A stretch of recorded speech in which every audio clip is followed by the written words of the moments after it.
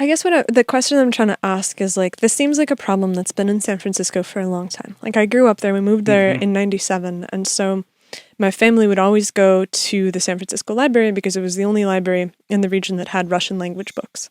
And so we'd go there, we'd pile in the car, we'd go to the Civic Center, we'd park there. And it was always this kind of thing of, my parents would be kind of corralling us to get from the Civic Center parking lot to the library. And there was always a sense of just, oh man, this is kind of crazy.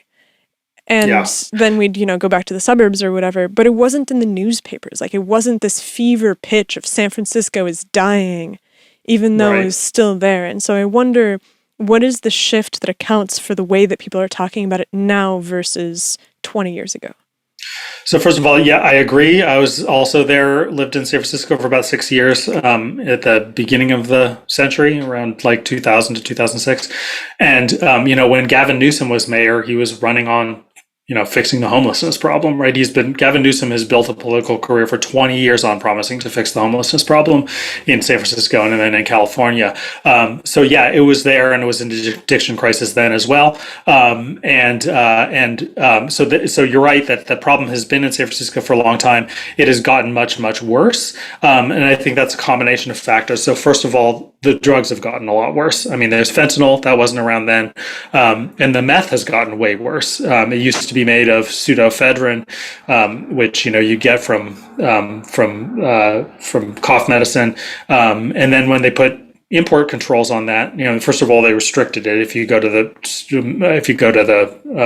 the drugstore to get that stuff, you have to give them your phone number and address and name and show your ID and stuff. But also they put import controls on it, which were actually effective, and so then this Mexican chemist came up with a method, or actually resurfaced an old method of making meth, which didn't involve using pseudoephedrine, and which makes the meth much stronger, I believe more addictive, and then also darker. Like meth used to be a party drug, right? You'd like do it with your friends and you'd go clubbing or whatever. You'd stay up all night chatting and stuff, kind of like cocaine.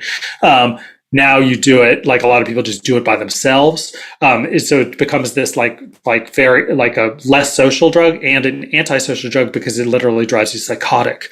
So this new P2P method of making meth has the side effect of driving people into psychosis and potentially into permanent schizophrenia. So the drugs are way worse. And then also just the social policy of San Francisco. I mean, this stuff aggregates over time, but people come to San Francisco now. I think 20 years ago, young people would come to San Francisco because it had this kind of it's like this, I don't know, it had a reputation, right? There's the California dream. People from the East Coast would just speak in these rhapsodic terms about California that me, as somebody who grew up in California, never really understood that appeal.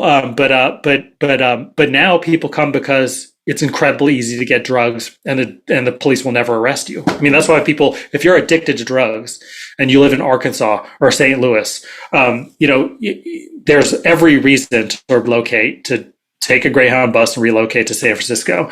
You can get drugs much more easily. You do not have to deal with being hassled by the police. You can get 3 hot meals a day.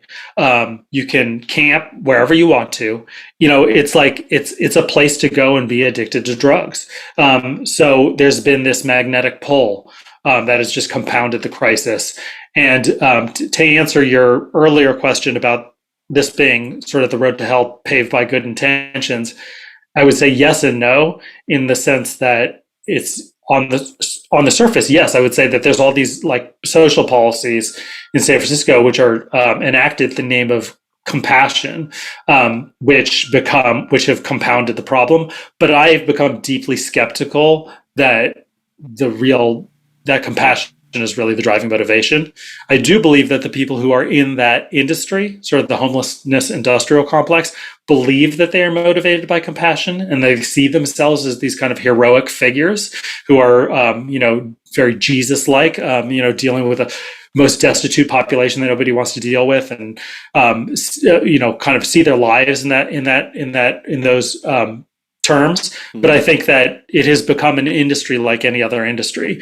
You have this like the homelessness services industry in San Francisco is like $1 billion industry, like annually, in terms of annual expenditures, or at least that's how much San Francisco is spending close to that much after they passed Prop C a number of years ago, which taxed huge corporations to put more money into this sector.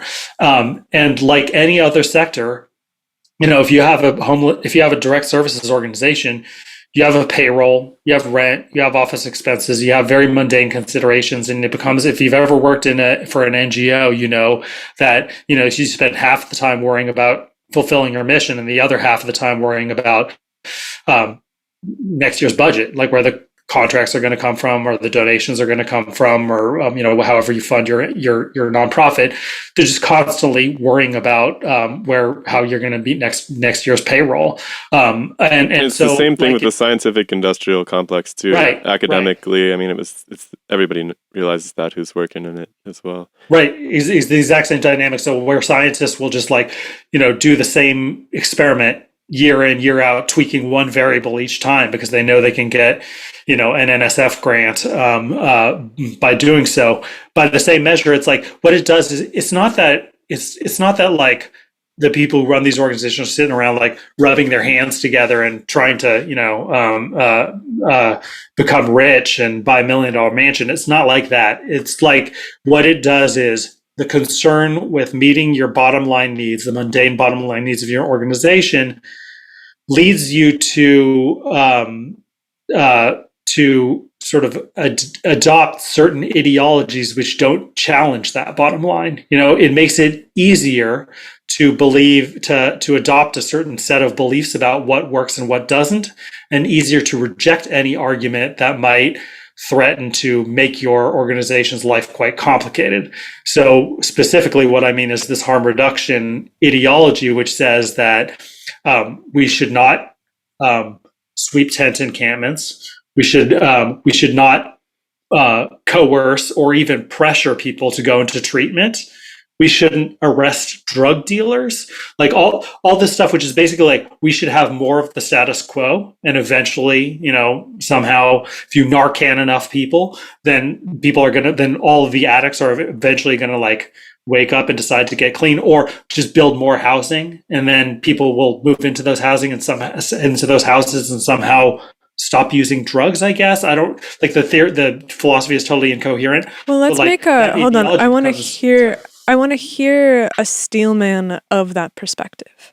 Mm-hmm. So like in the best light possible, right? Because it's an organization, it has a mission, like you said yourself, the people that are in the organization are genuinely trying to do good. Well, it seems like psychologically you'd have to, right? Like you have to erect some ideological backbone for your daily existence. And you believe that what you're doing is going to fix the problem. And so if you were to represent their argument in the strongest possible light, what is the arc by which they purport that their actions will solve the crisis? What they say is that the Bay Area has a housing shortage, that California has a housing shortage, which is true, that the NIMBYism of California and the zoning restrictions, the opposition to developing housing has made rents so expensive that people are evicted, or they lose their job and they can't pay rent. They're thrown out of housing. They can't afford to get into new housing, and then they end up on the street.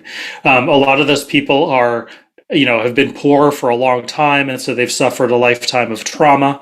And then when they get out on the street and they're homeless, they suffer yet more trauma. And they may have been doing substances before, but really the driving, the reason they're homeless is for economic reasons. And when you're homeless, in order to cope with your trauma, you self-medicate through more drugs. So yes, a lot of these people are addicted to drugs, but that is not the cause of the problem. That is a symptom of the problem.